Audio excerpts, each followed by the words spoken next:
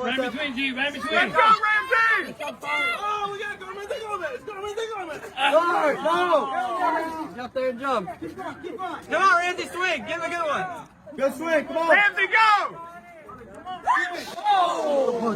Over 50% of the women that was enlisted in the Army failed the fitness test. So guess what they did? They just lowered the standards of the test. Shape up or ship out, taking on new meaning for Army personnel who will now get a break. As far as fitness is concerned, the Army now lowering the physical fitness standard for women and older troops who struggle to pass the yearly test. It says here more than 7 months after the official launch of the Army Combat Fitness Test, or ACFT, nearly half of female soldiers are still falling short, with enlisted women struggling the most, military.com has learned. The new data again raises questions about whether the Army's attempt to create a fitter force is creating more barriers to success for women. So if a man doesn't meet the standard, he's not fit to be a soldier, but if a woman doesn't meet the standard, you just lower the standard. And if you sitting there thinking to yourself, well, how is that equality? Shut up, bigot. I'm a firefighter and I can't do any pull-ups and I can't do many push-ups on my toes. Does that make me a shit firefighter? Yup! So she blocked me and my video got deleted, so what we will do now is run it back. First of all, this was your video. You took pride in being a firefighter and being miserably out of shape. You can't do a push-up, a pull-up, and you're trying to turn it into some sort of positivity post. Dude, it's not gonna happen. This is embarrassing. Your job depends on your physical abilities to help other people, and you can't even carry your own weight. You are a liability. I then went on to say that by trying to spin this into a positivity post, you are being disrespectful to the females on every fire department ever who has worked their ass off to gain the respect of the guys and a position within that department.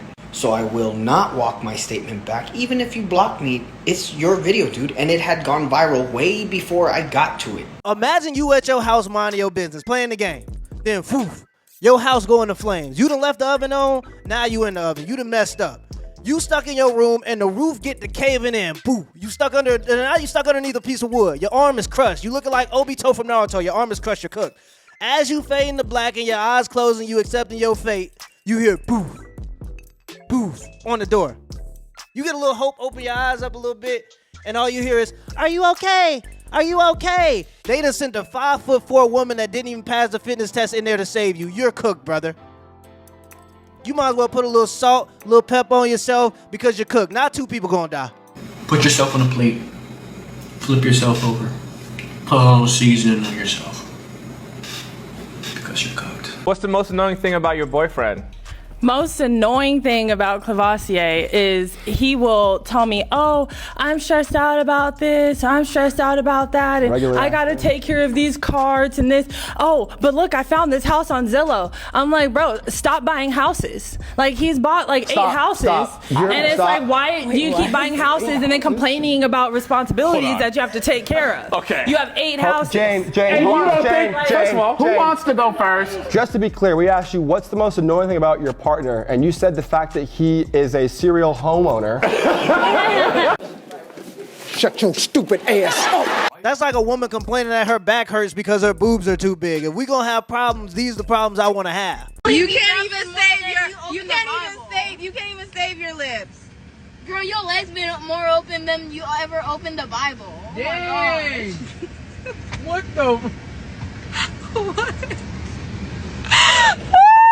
So we do it for God. Jesus Christ. 40 men in one day. That was my birthday present for myself. I'm surprised you could walk after that. A bit of a sore back, but no, it's fine. She literally getting her fucking the literally getting dug out. And did you afterwards think, you know, what am I doing? No. No. I had the most fantastic day. Afterwards, me and husband sat there then, having a drink all night. I trust my man. Baby, I trust you, okay? I think guys should write their opinion on what it takes to be a bad bitch. Dude, let's collaborate, Let's man. collab on that, man. We're a killer. What, wouldn't we? We're a killer, man. I got some insight on how you can be a bad bitch. Like what? Silence is one.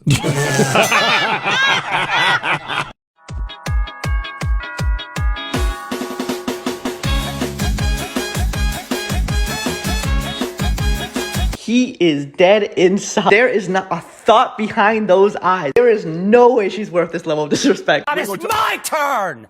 You told me it was my turn. I'd like a beautiful woman to come and make love to me, and to the point that I had a heart attack and died. I'm not afraid to die. What I'm afraid of is that I can't die the way I want to die. Dying should be a normal thing, and they should have a company. You call up a company and say, listen, I'm 98 and I think it's time for me to go. I'd like a beautiful woman to come and school me to death until I didn't have any more energy and I was dead. That would be a good way to go out, having fun and glory and happy, and I'm sure I'll have that worked out, even if I have to go to Switzerland. This is it. This is one last shot, one final load. I've been coming. I'm going to continue to come. Skip's been coming. He's going to continue to come. OG said, I'm going to get it by any means. He coming and going at the same time. Portable water fountain for your puppy dog. So gravity fed, you tip it up. Check if it works. Yeah, you can drink from that cup. That's It's great. brand new, straight from Amazon. It's Hasn't clean. been used. It's clean. I don't know. Have a drink. No, I don't think so. Let's demonstrate how it Looks works. really off. No, it's not. It's just water. No. And so Whatever. you can't find it. Why did you do that? Why did you do that? Oops. It's not like Hey Hey It's Saturday in the 80s. My name is Shay and I'm 37 and I just popped my balloon. I think you're very well dressed. I just popped my balloon just because I just wasn't physically attracted. Yeah. That's all. And now is Shay someone that's your type? No. So tough guy. Yeah. Okay, and what makes her not your type? Yeah, she looks a little bit older than like 45. Damn. 40. I'm not 45. Yeah, just look older. Gay people can't build no army. All they do is take other people's kids and convert them to gays. You mean to tell me like a gay army wouldn't intimidate you? Oh, they'd have your back, all right.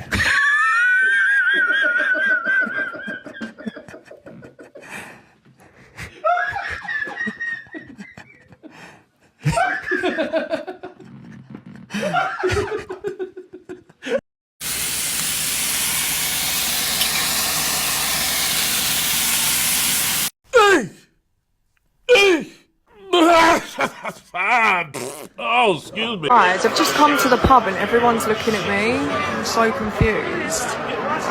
Something on my face. Oh, I look quite nice today. Let me know. Women are up in arms over this bride's wedding dress. Olivia Culpo, arguably one of the most beautiful women alive, married Christian McCaffrey last week in a custom gown designed by Dolce & Gabbana. And here's one of the most viral responses that sums up the internet's reaction. I do not like this wedding dress. First of all, she says, I didn't want to exude sex in any way. The second thing she says is she wanted the dress to be as serious as she takes the covenant of marriage. She even says that her husband thinks she's the most beautiful when she's timeless, covered, and elegant. I just think the usage of the word covered is so icky. It's very clear that this was not a wedding. This was a conservative campaign. I'm sorry, but what's wrong with taking your wedding day and using it to send a message about what you believe marriage and a wedding is all about? To be honest, this reaction just feels like a bunch of women tearing down Olivia because they're jealous of her natural beauty. Let's be real, this girl doesn't need accessories. She doesn't need cleavage or glitter. Her beauty in itself is the accessory. And y'all probably wish you could be that simple. Here's a woman wearing a dress she believes most accurately represents the covenant she's about to enter into with her partner. And this girl's reaction is essentially, I can't believe you're trying to take this away from women. Girls really do think the wedding day is all about them. Man, the craziest part about the female hierarchy is when there's a pretty woman,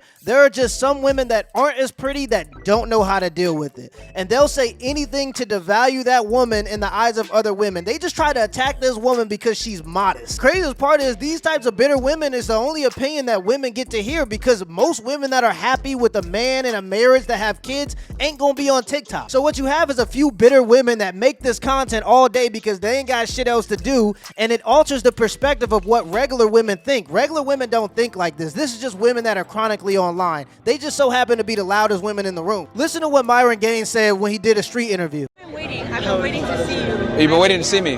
Oh shit. I don't know if that's a good or bad thing. I just have a question. Here we go. Go ahead. why do you only bring OnlyFans girls on your podcast? All right, I love that she asked that.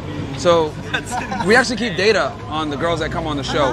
OnlyFans girls are actually a minority of the women that we bring on. So what's the majority? I don't watch your podcast that much, and I'll admit that. Yeah. But maybe it's the algorithm. Maybe it's the algorithm. So maybe I kind of came off a little strong. Yeah. But why do you think that is? That the algorithm comes off with only the OnlyFans girls, or only the kind of like social media models, and not the intellectual women? Well, we brought women in from different types of professions: doctors, lawyers, estheticians, different types of professional fields. I'm asking, why do you think that the algorithm? I'm gonna explain that. So the thing is that typically the smarter women don't say as much.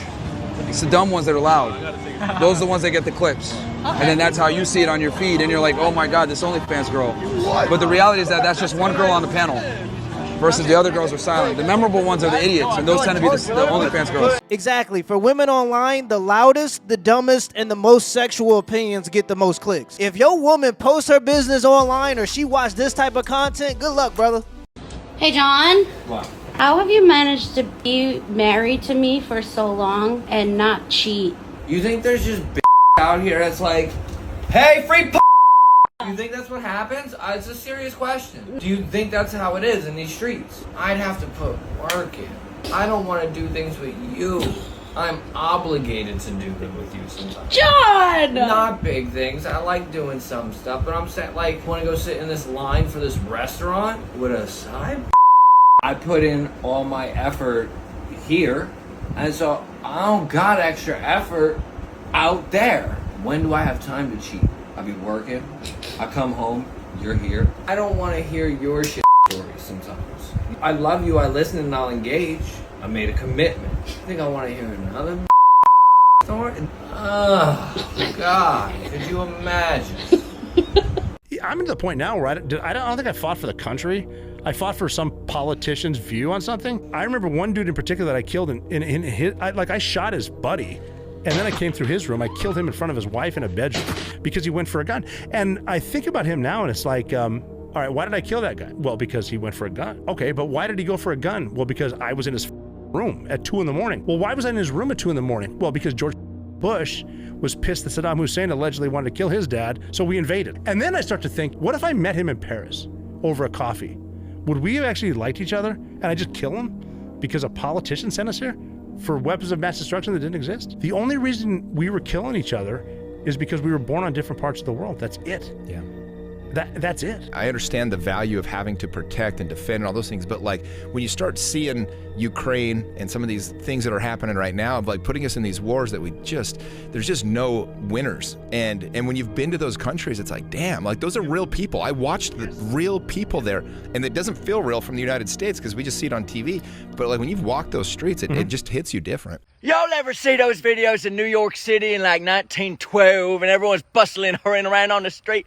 And I think, God damn, they were stressed back then too, man. And now look, they're all gone. And I know that's depressing to think about, but it reminds me of a quote from, I think Anne Lorette said it. I heard Pete Holmes say it. Every 100 years, there's all new people, baby. Every 100 years, all new people.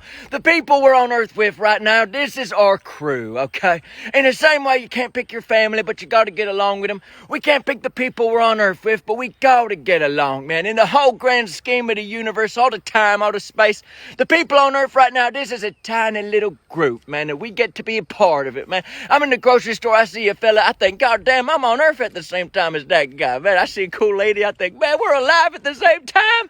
Man, that is freaking sick, man. Be kind to your neighbor, man. This is what it's all about. I'm glad I'm on earth at the same time as y'all. Thank y'all. Keep on rocking. Exactly. That's why I always try to come at life and approach people with a certain amount of enthusiasm and a certain type of energy. And I realize that when you have that much energy, it becomes contagious for everybody around you, and everybody starts to be a little bit more optimistic about life. I like the idea that I'm just a side character in somebody else's movie, or in some cases, I'm just the extra. In some cases, you're just a car on the highway while they're on their way to work. They don't even recognize you exist, but you're there. One of the best parts about getting older and dealing with the issues that life presents is you realize that everybody has these issues. No matter how much people are smiling, everybody has their individual struggle. And when you're in a position where you're with that person for only a moment of time, if there's one thing you can relate to them with, is how hard life can be sometimes. But understanding that not only do you grow closer to people by being able to relate on a human level, but you also go out of your way to make sure that the moment that you have with them is going to be a good moment, because you only get so many of them. When you go through life with a certain amount of enthusiasm, even if you got to fake it, people are drawn to that energy.